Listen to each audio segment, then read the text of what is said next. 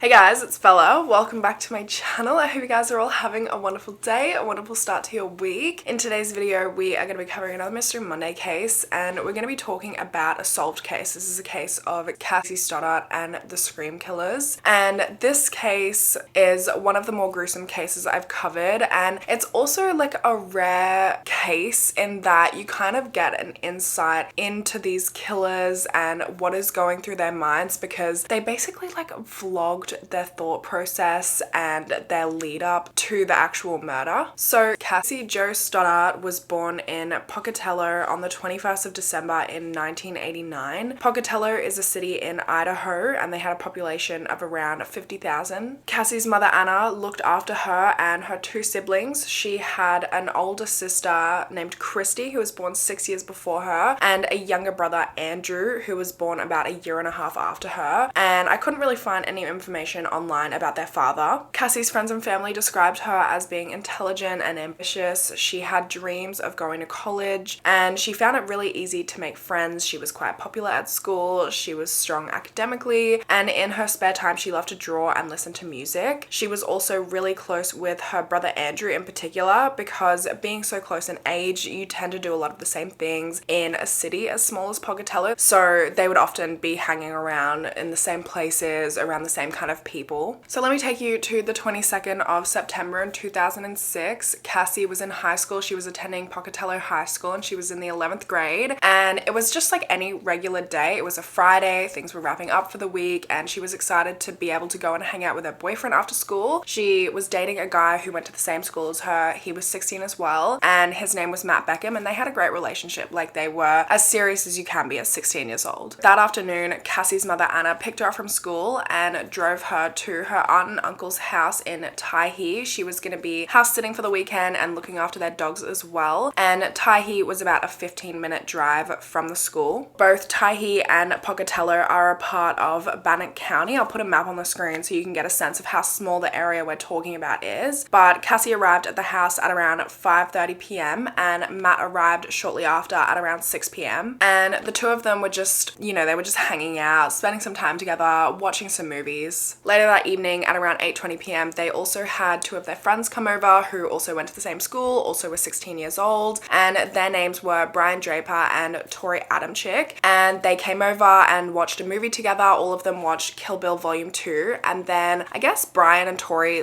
got bored or something. They just left really abruptly at 9:30. They didn't finish the movie, and they were like, yeah, we're just gonna go watch a movie at the local theater. So they stopped watching the movie with their friends mid-movie to go and watch another movie by themselves. I don't know. I feel like I would be kind of offended about that if my friend was like, hey, sorry, you guys are boring. We're gonna go watch a movie ourselves. I mean, maybe if I was hanging out with my boyfriend, I wouldn't, because I'd be like, okay, well, see ya. Now I just get some alone time with my boyfriend. And so Cassie and her boyfriend Matt, they just hung out and continued watching movies together. At around that same time, Cassie's mother Anna called her just to check up, make sure she was okay, and Cassie said she was, that she would call her in the morning to let her know if she needed anything. Later that night at around 10 p.m. there was actually a power outage, and one of the dogs that Cassie had been looking after was going to the stairs and looking down the stairs to the basement and was growling and periodically barking.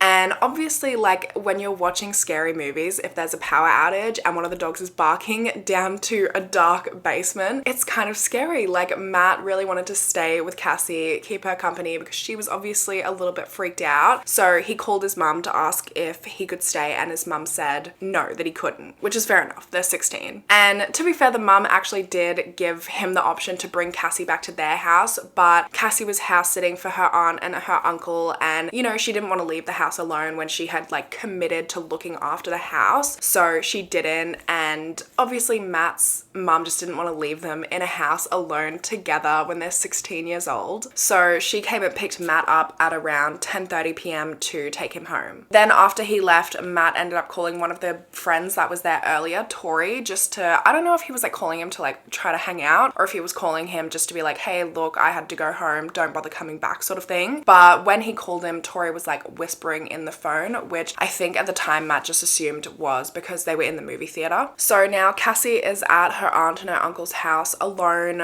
Both of her friends have left earlier. Her boyfriend Matt is gone now, so it's just her. She's hanging out on the couch by herself because she was gonna sleep on the couch. And then all of a sudden there's another power outage. And not only is there another power outage, but things inside the house start slamming, like doors and cupboards start slamming inside the house. And Cassie was so freaked out because they'd been watching scary movies. Things are clearly slamming inside the house, and there's been 2 power outages now. And like, what's she gonna do? She's not gonna go into the basement to check things out because this isn't a horror movie. People do not go toward the scary things in real life. So she just kind of called out, who's that? Like, is someone here? Who's there? Later that night at around 12:30 a.m., Matt calls her just to check in on her. He knew that she was feeling a little scared when he left, so he just wanted to make sure she was all right, but she didn't answer. And I think he was like a little concerned, but he didn't think too much of it because it's 12:30 in the morning. She could have just fallen asleep. But then the next day he called her 15 times and she didn't answer a single call. And he did want to go to the house to check on her to make sure she was okay, but he wasn't able to that day. Cassie's mum Anna also tried to call her multiple times, text her multiple times throughout the day, and Cassie wasn't responding. And again, she was a little concerned, but she didn't go and check on the house or anything because she had no real reason to worry. She probably just thought it's teenagers being teenagers, not answering their phones when their mother tries to call them. But the next day, on Sunday the 24th of September, her relatives that she had been house sitting for got home from their trip, and that's when her 13-year-old cousin actually discovered her lying dead on the living room floor.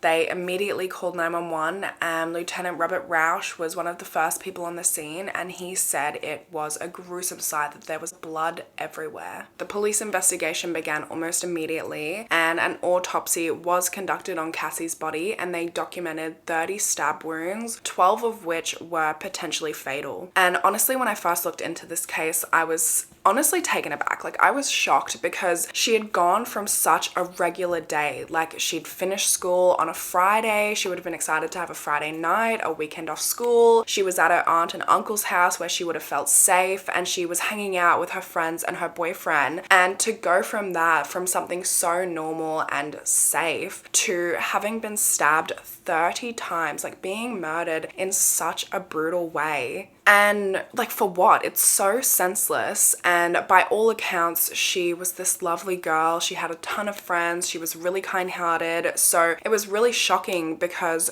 who would want to do this? Like, what is the motive behind something like this? And I can't even imagine how her family felt, how her friends felt, how her boyfriend felt. Like, he was just with her and was watching movies with her. And then not even a few hours later, she was murdered. Her mum had just dropped her off from school, and she was just meant to be house sitting for her aunt and uncle. There's no way they could have imagined a world in which this was gonna happen. Her friends had just seen her at school that day. Like, it was just so out of the blue. And I think it's really important to talk about her story and just shed light on what happened to Cassie. Obviously, the first person police looked into was her boyfriend Matt, because it's the boyfriend, it's the first person police are always gonna look at, and he was the last one, or potentially the last person to have seen Cassie alive. So they brought him in for questioning, and they conducted a polygraph test, which he did pass. And obviously, like, initially they're going to be suspicious of him, but they ruled him out pretty quickly because he was very cooperative with police, and he was also, like, he couldn't be linked to anything. There was no evidence to suggest that he was involved at all. He gave the police an entire rundown of Friday night, of all of the last movements between him and Cassie, and he told them about how they went to her relative's house and how they were watching movies with their friends Tori and Brian. And so obviously, because they saw her the night that she died, police then wanted to speak to them as well. They first questioned Tori at his parents' house with his parents present, and he told them that they had gone over to see Cassie and see Matt under the presumption that there was actually going to be a party that night. And when they got there and realized that there was not going to be a party, they were just going to watch movies on the couch, they got bored, decided to leave, go to the theater, and then and he slept over at Brian's house. Police then went and also questioned Brian at his parents' house with his parents present, and he gave the same story. But what was weird to police, what initially struck them, is that neither Tori nor Brian could tell police the plot of the movie that they had supposedly gone to see in the theater that night. And the more the police thought about their story, the weirder it became, because first of all, according to Matt, there was not going to be a party. So there's no reason that they should have been under that assumption. That doesn't make sense. And then on top of that, like, what was the point of going to hang out with Cassie and Matt if they were just going to leave after an hour? They agreed to watch Kill Bill Volume 2 with them and then didn't even see the movie through. They're like, actually, we're going to go watch another movie at the theater?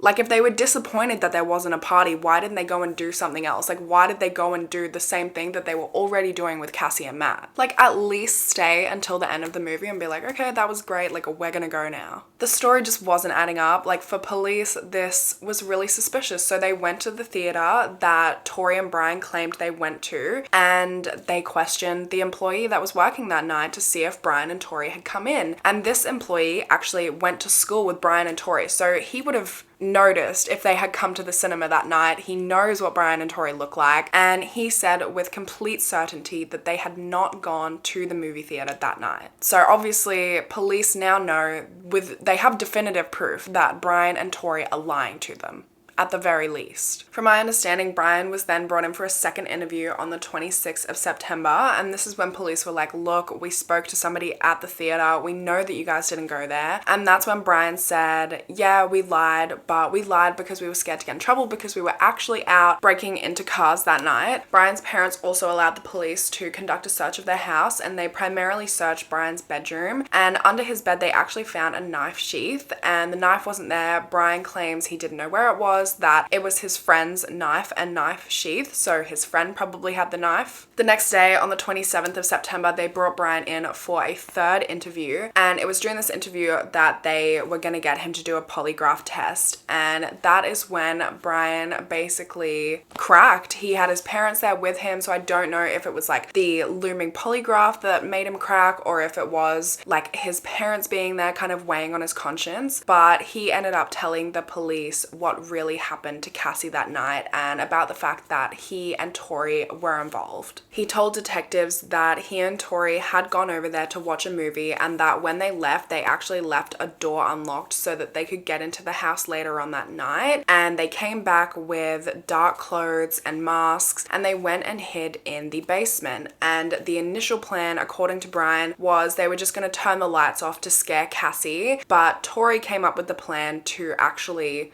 murder Cassie that night. So by 10 p.m. they were in the house in the basement. They had snuck in. Matt was still at the house with Cassie, and that's when the first power outage happened. And of course it wasn't a power outage. Tori and Brian had cut the power to the house. They were obviously in the basement, and that's where the fuse box was, so that's how they were turning it on and off. They were hoping that Matt and Cassie would come down to the basement to check on the fuse box, but that didn't happen. Had Matt and Cassie gone down to check the fuse box, it seems like they would have murdered both of them. As we know though, they didn't go down to the basement, and Matt ended up leaving, and then after Matt left, there was another power outage, and this was again them cutting the fuse box. It didn't work. Cassie didn't go down to the basement, and so then they started smashing things. Brian actually smashed 2 ashtrays on the stairs that led down to the basement in another attempt to get Cassie to go down and check out what was going on, but again, it didn't work. And that's when they got impatient and just came up from the basement and stabbed Cassie 30 times in the living room. Initially, Brian denied having any knowledge that they were going to go up and murder her. He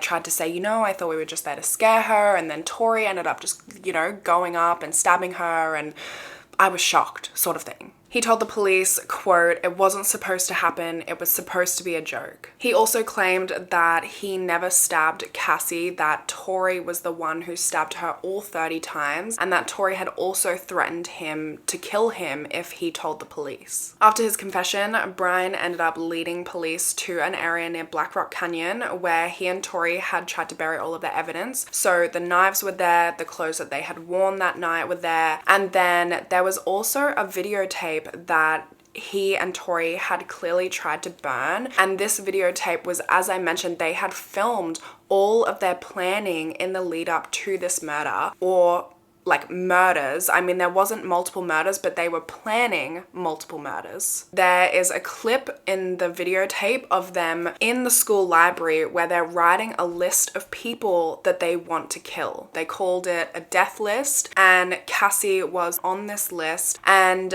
they had been filming this and planning this for a very long time, because filming actually started on the 24th of March and they filmed all the way up until the night of the murders in September. At one point on the tape, Brian says to the camera, "I'm sorry to Cassie's family, but she has to be the one. We have to stick to the plan." And I honestly don't even know why she was on this list.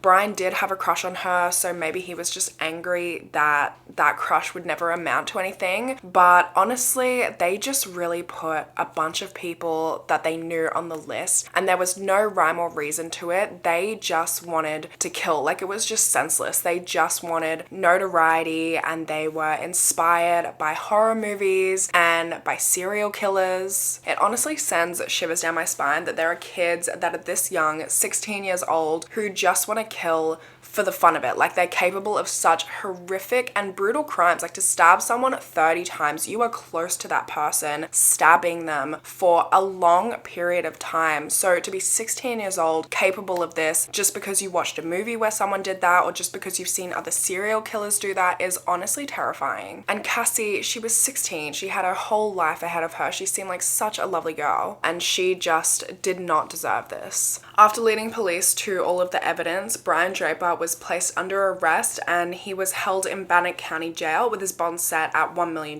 Tori, by this point, hadn't even been brought in for a second interview, so police obviously bring him in for questioning, and at this point, he doesn't know that Brian has confessed to everything, that the police know everything, and that they have all of this evidence against him. So he tells the police, this story of how he and Brian left Cassie and Matt at 10 p.m. and that they went to steal cars. So obviously, sometime before Brian confessing, Tori and Brian had a conversation, and they had come up with this story that they had been breaking into cars. He then tells police that he and Brian went back to Cassie and Matt at 11:30 p.m. and that they stayed there for the rest of the night. One of the detectives then tells him that a witness spotted him at a nearby convenience station, and he said, "Oh yeah, I was just there to buy matches for Brian's cigarettes." And eventually he also admits to being near Black Rock Canyon, which is of course where Brian showed police that they had buried all of the evidence. And after that, police let him know that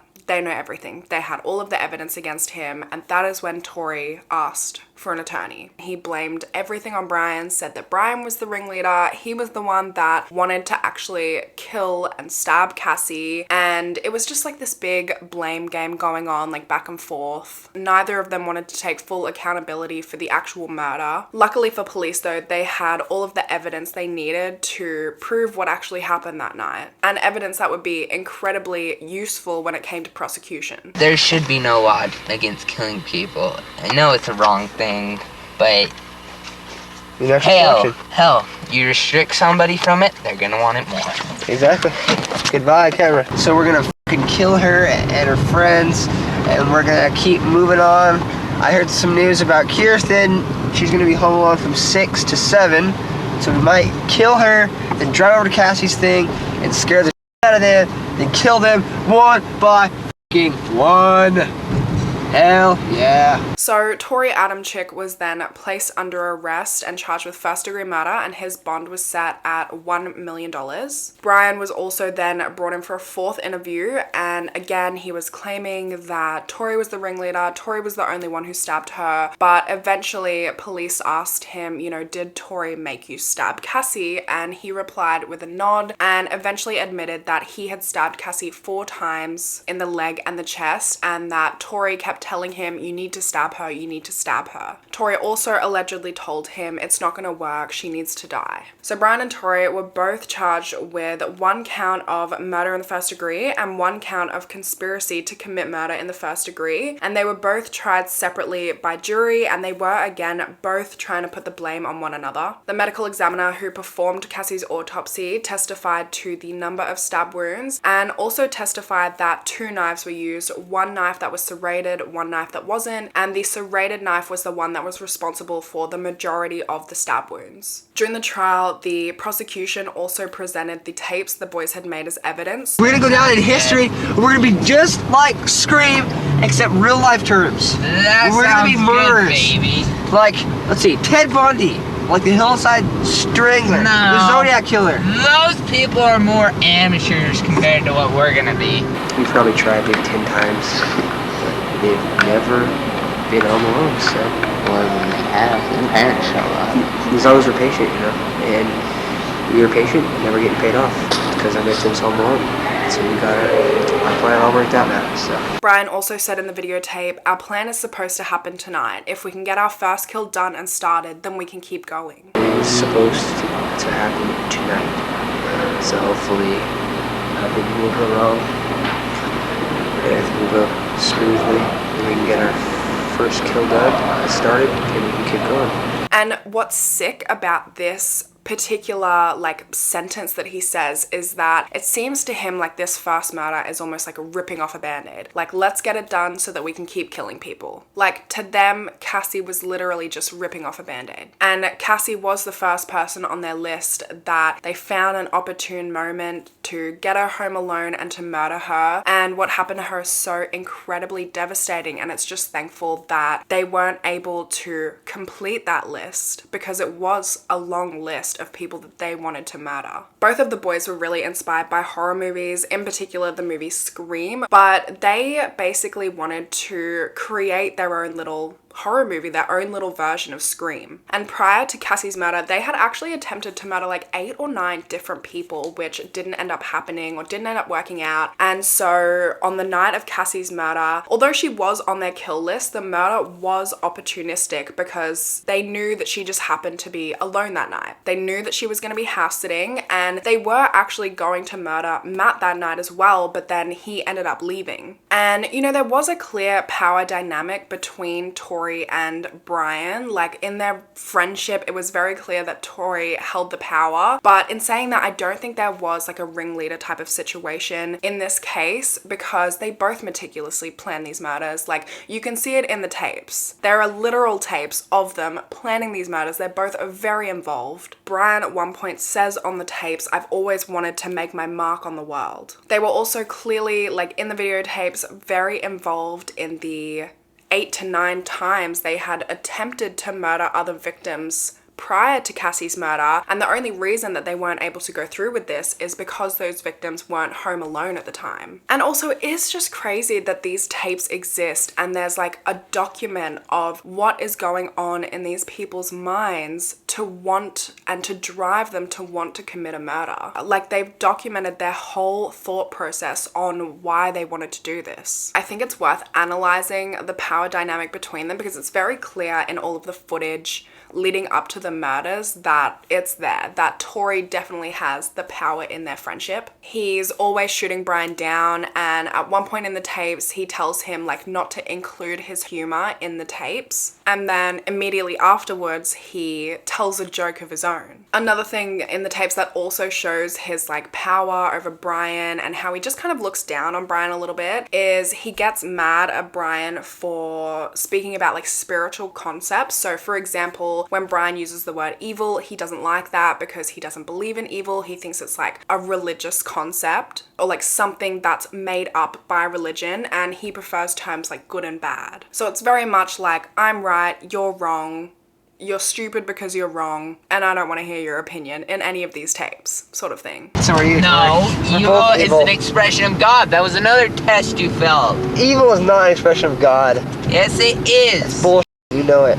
Evil, the origin, is a follower of Satan. There is no Satan. Real? Then shut up. Then how are we supposed to express ourselves? Good and bad. And also in these tapes, you can just hear how like callous and how disconnected they are from the world and from humanity, really. They idolized serial killers. They make direct references to Ted Bundy, the Hillside Strangler, the Zodiac Killer. Like, they really looked up to and idolized these people. And also something else that just shows how disconnected from humanity they are is the fact that the day after they murdered Cassie, Tori was actually hanging out with Matt, and Matt had been calling and calling and calling Cassie. Like I mentioned, he called her 15 times or tried to call her 15 times. And he even said to Tori, like, hey, can we go and check on her? Like, I'm just a bit concerned because she's not answering her phone. And Tori was like, well, no, we can't because my car's got no gas. Meanwhile, he knows that he had just killed Cassie. He had killed Matt's girlfriend. He knows why Cassie isn't answering any of Matt's calls, and he's just like, yeah, sorry, we can't go there because I don't have enough fuel. I'm gonna include obviously a few excerpts from the videotapes that they filmed in the lead up to Cassie's murder, but there's one that I explicitly remember from the night before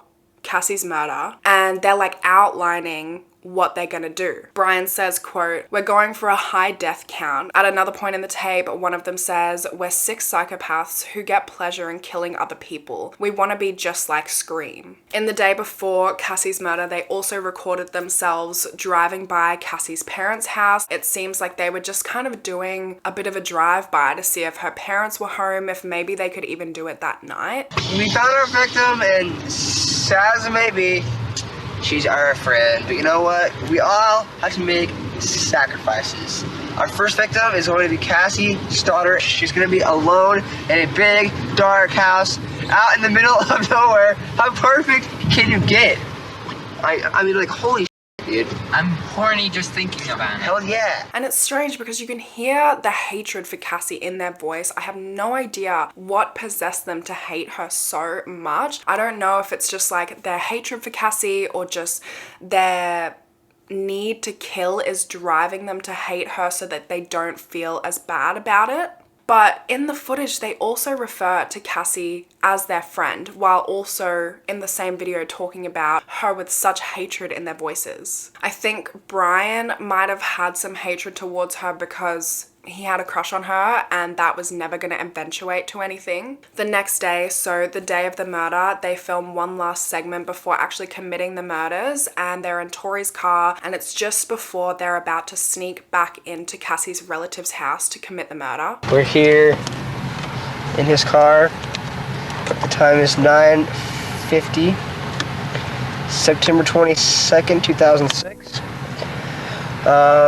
Unfortunately, we have the grueling task of killing our 2 friends, and they are right in that house just down the street. It's also pathetic that they call it a grueling task because it's not a task. Like, you don't have to do this. They want to do this, and then they're still like trying to express this like half-assed sorrow at having to kill their friends. After that, Brian then says, quote, we checked out the whole house. We know there's lots of doors. There's lots of places to hide. I unlocked the back doors. It's all unlocked. Now we just gotta go in and wait. Yep. We're really nervous right now, but you know, we're ready. The next piece of video evidence is from moments after they murdered Cassie. Just killed Cassie. We just left her house. This is not a fucking joke. I'm shaking. I stabbed her in the throat, and I saw her lifeless body just disappear. Dude, I just killed Cassie. Oh, fuck. That felt like it wasn't real. I mean, it went by so fast. Shut the f up. We gotta get our act straight. It's okay. Okay, let's buy movie tickets now. Okay. Come on, let's go buy. No. Goodbye. I don't think they actually did ever end up going and buying movie tickets because, again, no one at the theater saw them there that night. But what they did do later that night is go to Black Rock Canyon and dispose of the evidence. I'm also just going to quickly give you a little bit of background information on Brian and Tori, just, I guess, to paint a little bit of a picture of how they got to this place. Brian Draper was born on the 21st of March in 1990 to parents Pam and Kerry Draper. Brian spent most of his childhood in Utah before moving to Pocatello with his family, and people he knew described him as friendly and happy, but I feel like this must have been real surface level evaluation of his character, because on the flip side of this, he was obsessed with the Columbine shooting, so there's definitely some stuff that he wasn't upfront about. I mean, I don't think you're going around telling people like I'm obsessed with the Columbine shooting, but there was definitely a darker side to him that people obviously didn't know. If they're describing him as this like nice, happy dude, like that just isn't the case. Tori Adamczyk was born on the 14th of June in 1990 to parents Shannon and Sean Adamczyk. He was born in Pocatello, but honestly I couldn't find a whole lot of information on him and his upbringing and what he was like. As we know, they did both attend Pocatello High School, where Cassie and Matt also went to school, and this is how they all met and became friends. And Tori and Brian in particular became friends when they bonded over their shared love in horror movies, and they would always watch horror movies together. Brian always felt like he never fit in with the other kids at school, partly due to his stutter, but he just never really felt like he was part of the crowd. He was bullied by his classmates, and I think in hindsight this may have been a traumatic experience that contributed to his antisocial behavior. And I couldn't find a whole lot of information about Tori, but the two of them just kind of fit into the same mold, and that's why they got along so well. And they were both into the same sort of things, like I said, the horror movies, and I also mentioned that Brian was into the Columbine shooting, and Tori was impressed by the shooters. So, you know, these were just upstanding citizens, clearly. In an interview Brian did like 15 years after the murder, he said, "I felt like a nobody, and I felt like I'd be somebody if I did something, you know, big and bad." In the end, both Tori and Brian were convicted of first-degree murder, and in 2007 they were sentenced to life without parole, and they also received 30 years to life for conspiracy to commit murder. Both of them have made multiple appeals against their convictions to try and have their sentences reduced. Tori's first appeal was in late 2010, and he basically tried to argue that they didn't provide sufficient evidence to convict him of first-degree murder because they couldn't prove which of the 12 potentially fatal stab wounds was the actual fatal stab that killed Cassie, and they also couldn't link him to either of the knives, which meant that they couldn't prove that he inflicted the fatal stab that killed Cassie. Obviously, as I mentioned earlier in the video, the autopsy said that there were 12 potentially fatal stab wounds. They didn't know which of the stabs actually killed Cassie, and they also said that there were 2 knives that were used, one that was serrated, one that was non-serrated, and the one that was serrated was the one that was responsible for the majority of the stab wounds. There was one particularly bad wound that struck Cassie's right ventricle, and that was actually caused by the non-serrated blade. So the person who had helped Brian and Tori purchase the knives, who at the time had no idea that they were planning to murder Cassie, like they had no idea that these knives were going to be used in this way, but this person testified that Brian claimed the serrated knife, and that meant Tori had the non-serrated knife, and as we know, the serrated knife was responsible for the majority of the stab wounds, but the non-serrated knife is the one that hit and cut Cassie's right ventricle to her heart, which was likely one of the fatal stab wounds. So the prosecution tried to argue that while Brian was responsible for most of these stab wounds, Tori was the one who was responsible for the one that was fatal.